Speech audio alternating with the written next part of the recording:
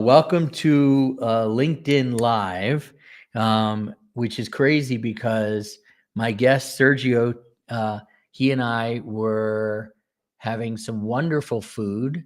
It actually really was good food at the EdTech It was Insiders event on maybe Monday night, Tuesday night. I can't remember. It's all running Monday. together. Yeah. Monday night, we were at ASU GSV in San Diego. And the last time we saw each other before that was in Monterrey, Mexico. And the last time we saw Right. each other before that was years before. Um, so welcome here. Nice to see you again, Sergio. Nice to see you. Thank you. Nice to see you. And thank you very much for having me back. Yeah, cool. Um, I'm a firm believer in breaking things and doing things differently and seeing what the heck happens, especially in business, less in life as I get older. Um, but, Smart. you know, yeah, we've never necessarily had one of our guests kind of come on and have an extension of the show. I just think that, um, my butt's dragging. So I'm so glad you're on this show right now. You can help me bring the energy up. And B, I have so many lessons that you have learned as you've scaled your business. Um, and I think that'll be really valuable to people. So before we get into where you are now, if you can, tell everybody about you, where you're from, give us the 1 minute so we can start to really dig in. Well, yeah, sure. Thank you, Sergio Abramovich. I'm in New York right now. I live in New York City, but most of our activities between US and Latam and Latin America. So I travel a lot around in the US and in Latin America. Um, I'm originally from Argentina, but I have been living in the States and in Europe and in India and in other places for the last 30 years. So, I mean, I'm a little bit from here and there. What we do, I lead a company called Scala Learning, and what we do is that we launch and run the online universities for traditional campus-based universities. So that's what we do. And good to Here be we here. are. Here we are. Cool. We have a community, as I told you, that was going to be chiming in. Josh Fisher from the Midwest, Ken Spiegel from the South, member of the tribe, Cynthia Harrison Barbera from California. So we've got most of the U.S. covered at this point, which is very nice. And Seema saying hello as well. So people are chiming in, and I really thought. Well, sometimes, Sergio, I come on here and it's just me. But everybody's showing up for you. We got, Edwin now from University of Texas, San Antonio. So he's down there in Texas. So people chiming in from all over. So uh, let's talk about where you are right now in business with Scala Learning. And we broke down kind of 5 different points that I wanted to hit in this conversation. And the first one I wanted to talk about is essentially a direct quote from you, because we have it on record here. It says, "Why hustle harder is actually bad advice.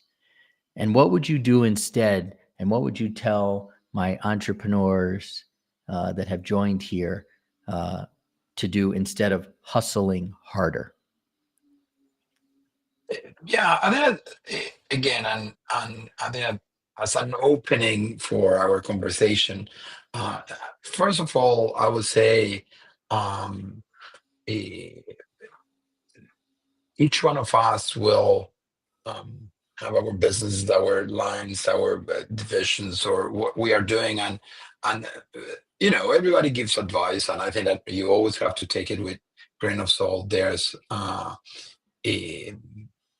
it's so what I will try to do is like to share my experience. That it could be useful or not, but that's all we all can do. So that's first uh eh, just to have it. And look, I think that when we were talking about that, I think that The important thing always is like to have a plan, to be a little bit smarter on that. I just think that sometimes we get into a loop of this hustling, and we go and go, but uh, if we don't have a very clear idea of where we want to go, it's like it's just that it's a continuous um, spinning of the wheel without really getting the results that we want. um, so my point there was like, let's first of all, let's have it smarter, and that means let's have a plan. Let's have very clear outputs that we want to get. Let's measure ourselves with those outputs. Um, and let's divide it in phases. I mean, it's people sometimes it's like, okay, this is where I want to get. Yeah, yeah, yeah, sure. You're gonna get there in 2, 3 years, but what is gonna happen next month, or what you want to see? What are the green shots that you want to see while the tree is growing or in getting to that point? So that will get you the feedback to really do work, be smarter on what you do, be more focused, direct your efforts, and really measure whether you're getting where you want.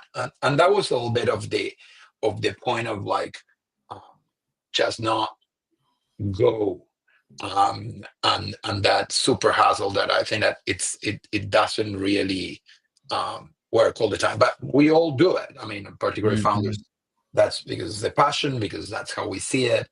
But again, I think that it's important to stop, see around, and plan it a little bit better. And after that, go. And okay, you will go and we'll see where it goes. But that essentially was my point there about that first quote.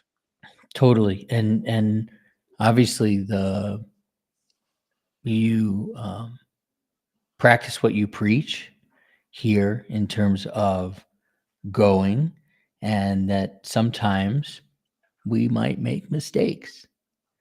And I know as I look around the room here, certainly myself, and we've got wonderful people, and Josh and Ken and Cynthia and Seema and Edwin, who have all made mistakes. And the types of people we have in this community are people who make mistakes, stand up when they make mistakes, and then move forward.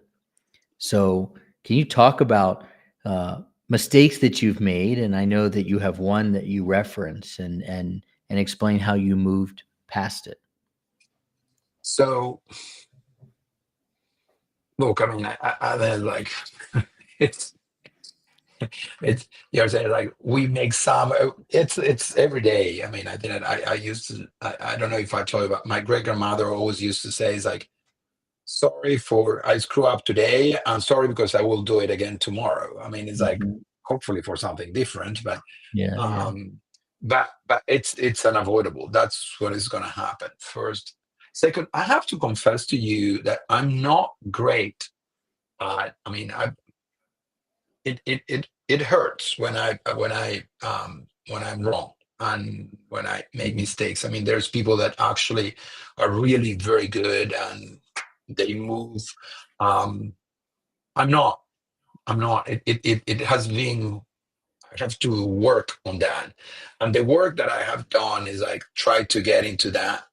Um, really, the analysis of like, okay, what we have learned, what have we learned of this, and what are we gonna do next? Kind of like what is a clean slate? I mean, we cannot dwell in the past, but let's learn.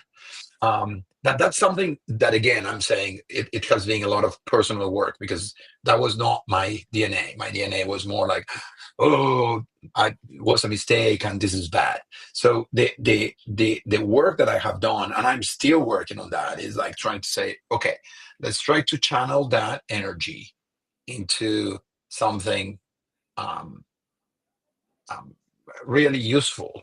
And again, what has been that um, the big ones. I don't know which one I mentioned before, so you can remind me that. But I can tell you, um, I think that at the end of the day, there's a, two that always come to mind for me, and it's one is obviously people and how you get the right team, and the right team sometimes is the right team for the company for that moment and for you. I Mhm. mean, there's amazing people all over, but it's like what works and what doesn't for the dynamic of the company.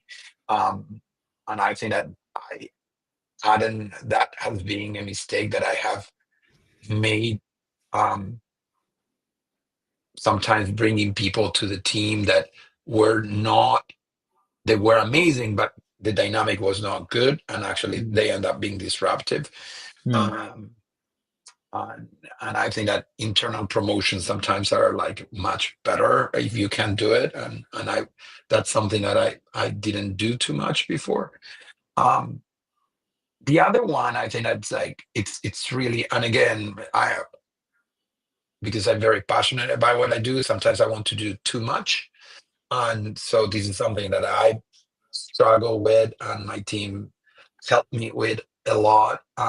That's to focus on fewer things, Mm. um, and and less shining stuff. I mean, it's like we all like the shiny stuff, but most of the times the shining stuff doesn't pay. Uh, Yeah. Many times, sometimes it does if you are a luxury product company, but otherwise it does not. And in my experience, and but we all like them, so we all chase them, and it's a distraction. So I feel that sometimes, or most of the times for me to focus on few, sometimes, yeah, I have to say few and boring, sorry for saying it, but sometimes that works, has saved me. I mean, the mistakes were the opposite, following Yeah. too many and many shiny that they were amazing but were not taking me where I needed. And the same thing, bringing sometimes people that were maybe amazing but they were not the right one for the dynamic of the entire team of the entire company, and was very disruptive. And to learn from that again, it's not easy, at least for me, but that's in the path that I'm trying to get and that I have been working in the last years. One of the things that you and I talked about as the sun was going down in San Diego, we were eating that wonderful food. And I guess the reason I'm so impressed by it because you go to so many events where the food is just no good, and the food was so good. I'll move past that. Eventually, yeah. We We should do did. that. We should rank the events by the quality of the food, so people will have that as a reference too, in order to choose which place to go, for what. I mean, that's there's something there. I leave it to you, but I can figure that out. Then we get invited to sure, everything. That'd be cool. We'll just go. We'll go party hopping, bingo. like we're 21. Um, but one of the things that we talked about was this idea of boring, and that boring actually is what we all want. While we may not think we want it, what we want is a boring business. And a boring business allows you to do the same thing over and over again. For example, part of my business is I have, a strategy call I do. And I counted and I did it 252 times last year. The same call from my side. Granted, I was talking to 252 different companies, but the same call on my side. And it's almost like I relate it back to a golf swing. Like I just swung the club the same way. And then as I got better and better, I might do a little flop shot or a little fade or a little slice, but I was controlling the ball. And so boring is what we want. That being said, partners are also fun. And partners can help you expand the business. So you have a philosophy on partners about falling in love. And I was wondering if you could talk to folks here. I actually know my one of my clients, Josh Fisher, has begun to kind of study your business. He's like, maybe there's something there. So, how do you evaluate partners and how do you look at them, especially when it comes to love? Yeah. Two things, or one thing before moving to love. I mean, and I think that it's like using the word boring in business and things is like it's very kind of like, okay, I mean, you should turn off now. I mean, and but I think that we may need to look for a better word, but Okay. the boring on the, or I need to, the boring on the, just to clarify here to people, it's like the consistency, the focus, the that not every day needs to be a revolution, that could be gradual. This is what I mean with boring. I was like, I think that I have a lot of fun working at my company, and I really think that um, if you, particularly for many of us in education that have been in education for many many years, we do it because we feel the passion, we feel a passion about it. We there's a purpose, a mission, and that's invigorating, and that's definitely not boring. Yeah. um, but I always say that, I mean, for me, there's a and growth. I always say in education is a social mandate. I mean, we need to grow because we need to bring more people to have access to more people and bring more opportunities. So we really need to grow, and that's not boring either. But again, after that, so once you really get that. Um, stimulates maybe the creativity or the initial change or break something or you start something new. Is like after that you have to consistently implement that. That's what Yeah. I mean with the boring side, and don't get distracted now. But let's get to the love side. Fair um enough. I'll tell so you, sorry. I'm Yeah, also, go. I'm with you. I'm with you. I mean, because what I preach, what I get our clients to are repeatable processes when they come to sales. So I'm 100% aligned with you. I just feel like as the entrepreneurs who have started the companies, you know, boring is a little bit challenging for us. But what we have to recognize is actually boring is really a mountaintop that we should really strive to get to and enjoy it from the top. So that's where I'm coming from. Hansa is agreeing on the food. There's three of us. Sweet. Cameron, you're never late. Happy to have you. Everybody else, chime in, say hi, and I'm going to hand the mic back to you. Yeah, so about love, I mean, and again, I hear like using it, and as we were discussing in Monterrey, I mean, people sometimes laugh about it because it's like, but I really believe on this. You really need to need me. I really need to need you. Um, and you need to trust me, and I need to trust you. Uh, and that's not only as partners, but the environment around us. For example, in education, regulatory environment is a key thing. You know, we are a highly regulated sector.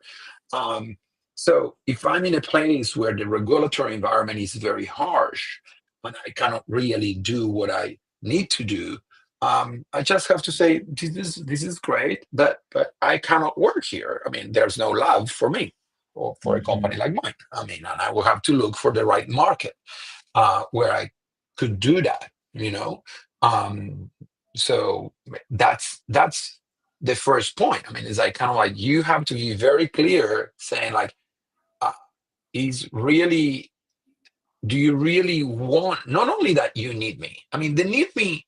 It's the basic thing that we will learn. I mean, it's like that's partnership 101. Do you need me? Do I need you? Sure, sure, sure, sure. But it's Yeah. like, do you really want to work with me? Are you really looking to to do something with somebody else because you think that you're gonna get better? And do you really believe that your organization, your institution, your company is gonna be better off when working with somebody else? If that's the type of love that I'm looking for, so it's really that extra level of alignment in the partnership. Um, Mhm. when you have and if you're gonna sell for 1 month once, or you have a 1 year contract, it's less relevant. Our contracts are long-term contracts, so um, if you don't have that, it's very difficult, because the reality is that in most of the partnerships, there's going to be a lot of bad days. Maybe it's a 50-50, whatever it is, or like if you're lucky. Um, and or whatever the percentage, each one. I'm sure that all of us have different stories that Yeah. we are thinking and laughing or crying at this moment. But that level of of understanding is what keeps you going. Because if it's just very transactional, the first the really the tendency will be to break apart. I mean, it's like, it's if you don't have something stronger, it's like, and some people will think that I'm talking about spouses here or partners in life, and you Not could far use it off. too if you, but it's not far off. I mean, it's like I mean, it's like um, you have to work it a lot, but that has to be the base too. So that's why I always say, um, love. And I will give you an example. I mean, again, there were some places, I mean, we were talking with some universities that that uh, we really saw that maybe the president of the university was with us, uh, wanted to work with us, but some most of the faculty didn't.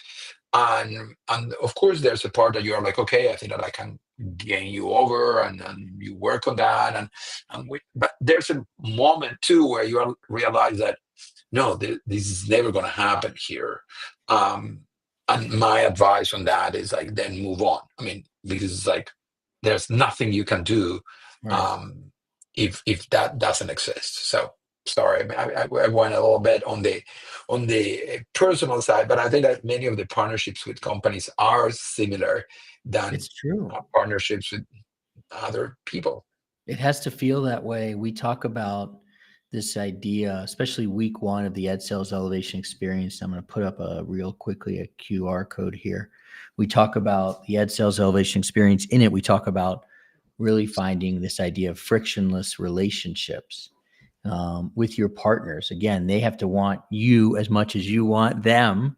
And yeah, there's going to be good days and bad days, but at the end, if it starts off well, then you most likely have a chance for it to continue well, even through the good and the bad. Yeah, yeah, and the reality is that for me, for everybody, I mean, some of those are not going to work, and you're going to try, and they will not, and they are not going to be frictionless, and it's a lot of work to get to that frictionless. So it's like, it is work, but this is why I say it's like that's what you need to really get it on the right track, and to have the margin of, I mean, of error, Hmm. to try to prove things, to evolve, because that's the nature of the relationships, that you're not gonna get it right at the beginning, even Hmm. if you're amazing, and it's gonna You're take right. time. You're right. That's interesting. I'm going to add that in. I don't use the words ideal client. I use the words perfect client because I believe that in education, the perfect client is out there, but probably you're right. I should hedge my bets a little bit and say the perfect client with a margin of error. Cynthia, who's in one of our current cohorts here, Cynthia, we're going to get you to this idea of boring. And Cynthia's heard me say this, Sergio. I like to talk to people about this idea of, um, window washing. I'm not sure if we talked about this, but pretend you're a window washer in New York City. Exactly. Window washing. And Sergio, you walk out and you're a window washer and you look at two buildings in New York City, and one of them has completely clean windows and one of them has totally dirty windows. And I ask you, who do you want to go work with? And I think the metaphor holds very much true in the education space. You want to go find, if you're a window washer, you're going to go walk first and maybe only to the building with clean windows because they value your work. They love seeing straight through. They love that smell. And those are the types of clients we're looking for. We don't need to convince people with dirty windows how much they should love clean windows. What do you think? Yeah, no, I agree. I think it's like I I I I was thinking in Karate Kid, of course, right when you say, um, but I totally agree. I think that you need that, um, and and after that is like once you get in. I mean, obviously, what you want to see is like what is inside the building, no? Yeah. So, but the windows will. I mean, it's that atmosphere, that experience, and you get in, and after that you have to close the deal, no? That's true. I thought you were saying something different. You got to close the deal, A, but then, you know, so many companies. I coach a lot of companies. One of them is here in Ken Spiegel, and sometimes you get in on the inside of the building and you find out that there's a lot of shit buried inside that building. Most With of the Ken, time. it's been amazing. You know, Ken and his team, John and Samantha. I've just gotten closer and closer every time we get a chance to meet. Um, Yeah. but sometimes, if you're trying to serve everyone, you end up serving no one, and you can burn out. So you've got 4 minutes here before you've got to run out. So let's just kind of wrap here, if we can, on this idea of burning out, because I don't want my friends who have joined here in this session to burn out. How do they avoid burning out? Well, I don't know if somebody knows. Please let me know. No, I think. You're the Um, expert. no, I think it's like I'm definitely not. I think it's like it's. Look, I think that we have to be careful not to do things 0-1, and define things 0-1, or you are burnout, or you are not burnout, or you are these or that. I mean, the reality is that there's um, some moments, some times that it's going to be bad and you may burn out. I mean, 1 week. You have to try to. This is why I think, first of all, let's try to get out of these 0-1 solutions, because then it's like, what is the opposite of burnout? I mean, complete happiness and contentment all the time. Yeah. And that's not realistic either. So the reality is that things are a little bit in the middle. There are some days that you're gonna feel bad and some others don't. So my first point is like try to get perspective. So it's like you're not, you try to see that there's some days and some good and some bad. So that's first. Second, um I really, for me, and I think that we talk about that, it's always about the mission. Um, I mean, when I'm super bad, I'm always thinking why I'm doing this, and it helps me. And what is my sense of purpose? Why I'm doing this? Um, and the third thing is like what really energize you. I mean, for me, it's people. But for some others, it's lack of people. They don't want to be with you. So you have to choose what energizes you, and get that into your system so you can really uh, avoid that, and really um, get that into the process. But I think that it's very important to get it in the calendar. I mean, it's funny. I mean, for example, I try to go to the gym regularly, but Mhm. I I have it in the calendar. It's an appointment, because it's important for me and it's important for my health and my mental health. So I put it. So whatever it is that you do to keep you there is like included in your calendar. Make it part of your routine. Otherwise, it's not going to happen. But again, life is going to be more a little bit in the middle. It's not happiness against unhappiness. It's Yeah. like, by the way, I Wanna don't know if that was a question, but that No, was no, the it's answer. helpful. I mean, you gave a real personal answer on burnout.